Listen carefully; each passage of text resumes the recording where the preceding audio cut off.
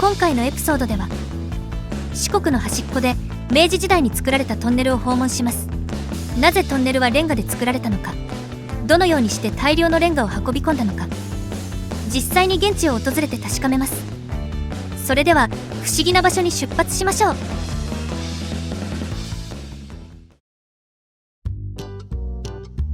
どうもこんにちは。現在は高知県の西部黒潮町に来ています。用事があって四国の端まで来たわけですが、実はこの辺りに面白いスポットがあるので、そこをご紹介させていただこうと思います。ということで現在向かっているのは熊井隧道、要はトンネルです。トンネルという言葉が使われるようになったのはだいたい1970年頃からだそうです。それ以前は隧道という言葉が使われていました。つまり熊井隧道は1970年以前のトンネルということです。それどころかこのトンネルが開通したのはなんと1905年のこと。100年以上前の明治時代なんです。しかもレンガ造りで現在でも使用されているという驚異のトンネルです。古いトンネルだと崩落なんかの危険性から立ち入りが禁止されている場所も多いですよね。ここはまだ使われているので何の気兼ねもなく入れます。その他の詳しい話は現地に到着してからにしましょうか。にしても今日はいい天気ですね。さて、ここで快適な道路とはお別れです。国道56号線から町道に入ります。先ほど見えたクジラの尻尾のオブジェが目印ですね。ここからまっすぐ行きたいんですが、これはちょっと無理そうですね。どうやら高速道路の延長工事が行われているようです。通れそうにないので少し迂回することにしました。すごく狭い道ですよね。でも多分これが昔の主要道、旧中村街道だと思います。一つ注意していただきたいのは、ここでいう昔は10年とか20年前とかではありません。荷馬車や牛車が往来し、ようやく乗り合い自動車が浸透し始めた時代のことです。基本的にみんなが徒歩で移動していた時代ですね。なのでハスラーで幅ギリギリなこの道でも開通した時は広い道路だと話題になったことでしょう。ちなみに現在向かっている熊井隧道も旧中村街道の整備に伴って作られたトンネルです。今でこそ町道扱いですが、昔は主要道だったわけです。すぐ横を走ってるのは土佐黒潮鉄道のレールです。土佐黒潮鉄道はいわゆる第三セクターの鉄道事業者ですね。たまに1両編成の可愛い車両が走ってるのを見かけます。そしてこの線路を渡ります。小さい踏切ですがちゃんと遮断機がついてますね。でもこれはちょっと狭すぎです。軽自動車か二輪車じゃないと苦しいでしょうね。さてこの先なのですが、工事の関係で徒歩でしか近づけません。逆側からならトンネルまで車で行けるんですが、展開できるか怪しいんですよね。工事が終わればまた通り抜けれるようになると思うんですが。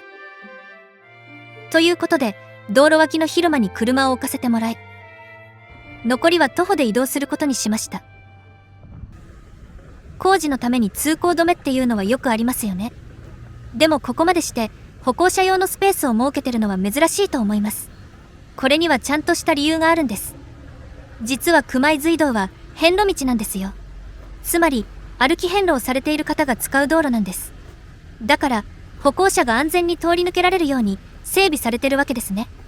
四国は常にお遍路さんに寛容なのです。まあ限度はあるでしょうけど。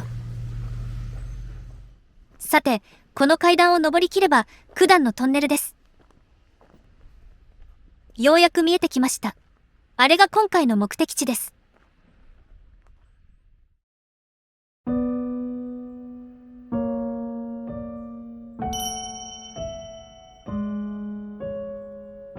熊井隧道は四国道路建設計画の一環として1905年に開通したトンネルです。高さは約4メートル、幅員は 3.4 メートル、長さは 95.6 メートルあります。2014年にはその希少さと保存状態の良さから戦勝土木遺産に選出されました。自然石の石積みの上にレンガでアーチを組んだ構造となっており、明治時代の土木技法を現代に伝えています。初めてこのトンネルを見たときは本当に衝撃を受けました。レンガ造りのトンネルは見慣れないってのもありますが、長い年月を経てくたびれた美しいレンガ巻きの外観に絵にも言われぬ味わいがありますよね。パッと見た感じ、イギリス積みで組まれているようです。長い面と短い面が交互に現れるのがイギリス積みの特徴です。この積み方は頑丈で、レンガの使用量を減らすこともできます。日本の古いレンガ建築は大抵がイギリス積みです。地震が多いんで頑丈なスタイルが選ばれるわけですね。たまにフランス積みとかもありますけど、結構レアです。ちなみにこのトンネルがレンガで作られているのはコンクリート建築が普及する前のものだからです。日本で最初に鉄筋コンクリートの建築物ができたのが1903年だそうです。実はこのトンネルは北側の出口と南側の出口で装飾が違うんです。今見ているのは南側の出口ですね。せっかくなのでトンネルをくぐって北側の出口を見に行きましょう。ライトがついてないので結構暗いですね。懐中電灯を持ってくればよかった。でも崩落とかそういう怖さはないですね。100年前に作られたトンネルですが、今でもきっちり保守管理されているので。入り口近くの壁に穴が開けられています。排水口だと思うんですが。そういえば先ほどこのトンネルの出口は装飾が違うって言いましたよね。実はこれ2人の職人が両側に分かれて装飾の腕を競い合ったからなんです。道路トンネルに凝った装飾なんて現代では考えられませんよね。そういえばこんな小話があります。このトンネルが完成した時、珍しいので地元の人たちが見に集まったわけです。そして初めてトンネルを見た人がこう言ったそうです。トンネルってのは入り口は広いけど出口は随分小さいな。このエピソードからこれができた当時、この地区でトンネルがどれだけ珍しかったかがわかりますよね。ここで少し上を見てみましょう。アーチ部分はずっとレンガで組まれています。つまりこのトンネルは95メートルのレンガアーチってわけですね。そう考えるととんでもなく手間のかかった構造物ですよね。漏水の跡が結構見られますが、ひびなんかはなさそうですね。お気づきだと思いますが、このトンネルにはものすごい数のレンガが使われています。もちろんこの辺りにレンガを焼く工場はなかったので、船で遠くから運んできたわけです。そしてここは最寄りの港、佐賀港から約2キロの位置です。最後の2キロ、レンガをどのようにして運んだんでしょうか。実は地元の小学生が手で運んだんです。というのもレンガ1個につき1銭の運び賃で臨時バイトを募集したところ、地元の小学生がお小遣い稼ぎにレンガ運びを買って出たそうです。現代だと大問題ですが、時代が違いますからね。昔の日本の雰囲気がわかるいいエピソードだと思います。そんなこんな話してる間にもう北側出口ですね。北側の装飾はこんな感じです。確かにさっきまでいた南側とは違いますね。双方の出入り口を並べるとこんな感じです。南側は上の部分に段差が設けてありました。しかし北側には段差がありません。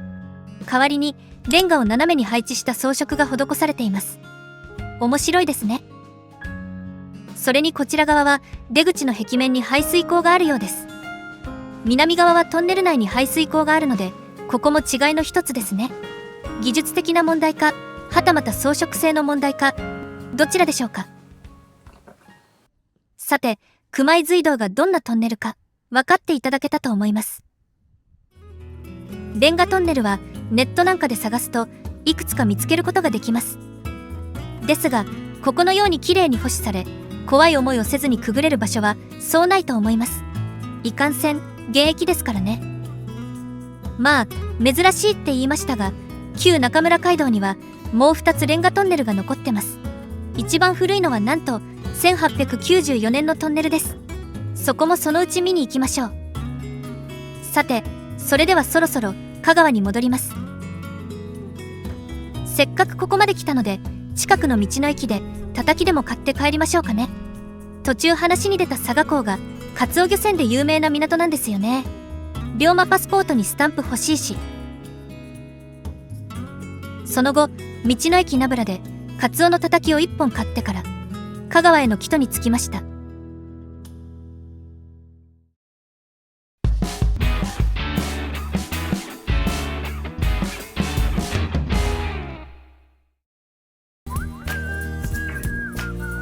最後までご視聴ありがとうございました。ぜひチャンネル登録をお願いします。